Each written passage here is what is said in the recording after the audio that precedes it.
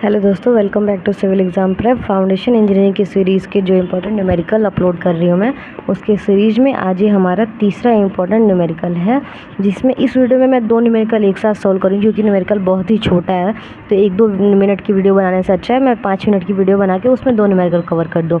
जो प्रीवियस मैंने न्यूमेरिकल बताया ये उसी पे बेस्ड है, सिर्फ फ़र्क कितना है, इसमें डेंस सैंड के लिए हमें निकालना है, उसमें फुली सबमर्ज्ड फायर सैंड दिया हुआ था। तो मैंने उस क्वेश्चन में आपको बताया भी था कि फायर सैंड और डेंस सैंड में क्या फ़र्क है।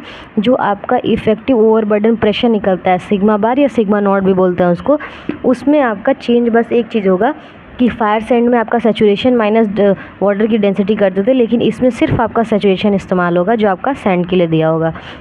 तो सबसे पहले क्वेश्चन रीड कर लेते हैं। क्वेश्चन दिया हुआ dense sand is found at a depth of 22 metre. आपका डेप्थ यहाँ पे पहले ही दे दिया, एच की वैल्यू 22 मीटर।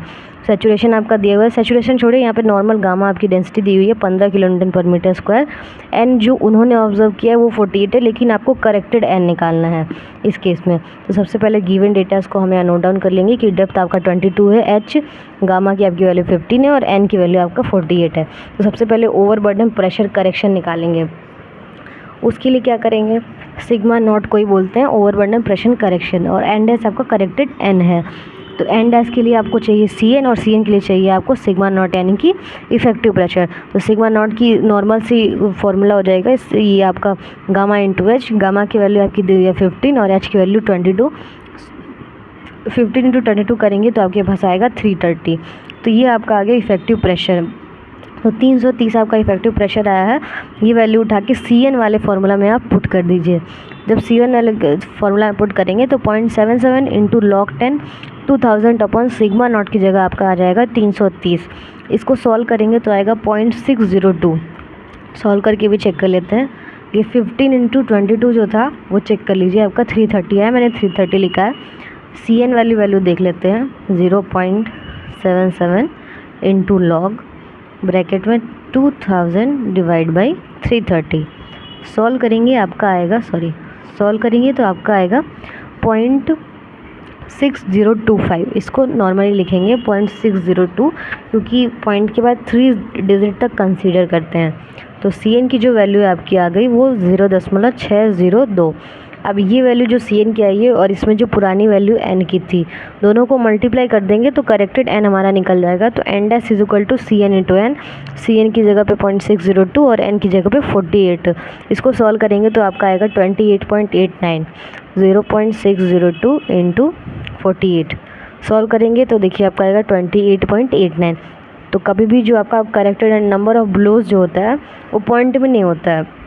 तो इसको ये 8-9 है, 5 से ज़्यादा है तो कंसिडर कर लेंगे 29। तो एन डैश यानी कि करेक्टेड वैल्यू आपकी आ गई 29 ब्लोज। ये आपका आंसर हो गया, यही क्वेश्चन में पूछ रहा था, इतना ही आपका आंसर था। इसी में दूसरा क्वेश्चन देख लेते हैं, ये भी बहुत ईजी। इसमें डायलेटेंसी करेक्शन निकालना है। डायलेटेंसी करेक्शन निकालने के लिए क्वेश्चन पहले पढ़े क्या दिया है, SPT conducted in fire sand.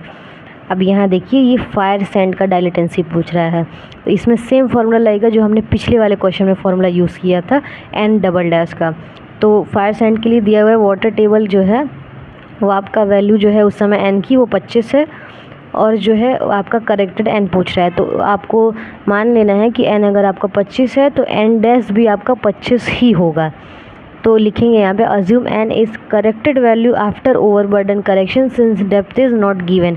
Depth नहीं दिया इसीलिए आप जो है वो करेक्टेड एन नहीं निकाल सकते हैं, क्योंकि डेप्थ निकालने के लिए करेक्टेड एन निकालने के लिए आपको सिग्मा नॉट निकालना पड़ेगा। उसके लिए आपको एच की वैल्यू चाहिए। सैचुरेशन तो मान लीजिए जो आपका नॉर्मल होता है वो हम पुट कर लेंगे जो आइडेंटिकल होता है, लेकिन इसमें नहीं दिया हुआ है तो हम ये अज्यूम करके चलेंगे। तो एन डैश ही वैल्यू जो है वही एन की है 25।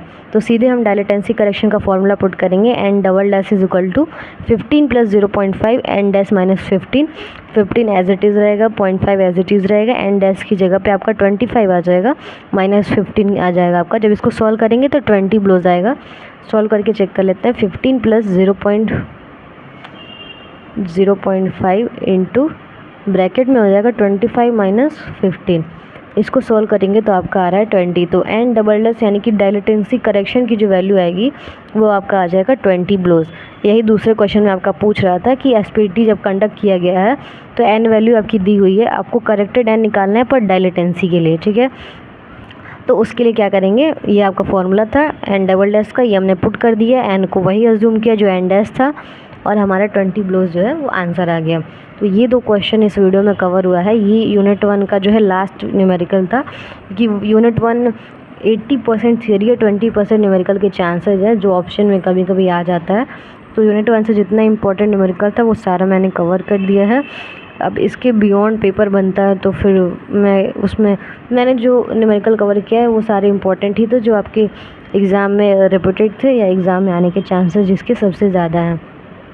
तो अब यूनिट 2 की सीरीज़ में मिलते हैं जिसमें हम यूनिट 2 के इम्पॉर्टेंट क्वेश्चन जो कि आपका सेल्फ बियरिंग कैपेसिटी पे न्यूमेरिकल है, जो एग्ज़ाम में मैंडेट है कि आना ही होता है एक न्यूमेरिकल, तो उसको हम देखेंगे। उसमें भी 3-4 इंपॉर्टेंट क्वेश्चन है यूनिट 2 के, उसको कवर करेंगे। तो यूनिट 1 के लिए इतना ही। वीडियो अच्छी लगेगी तो लाइक और सब्सक्राइब करिएगा चैनल को। तो मिलते हैं नेक्स्ट वीडियो में, तब तक के लिए बाय बाय।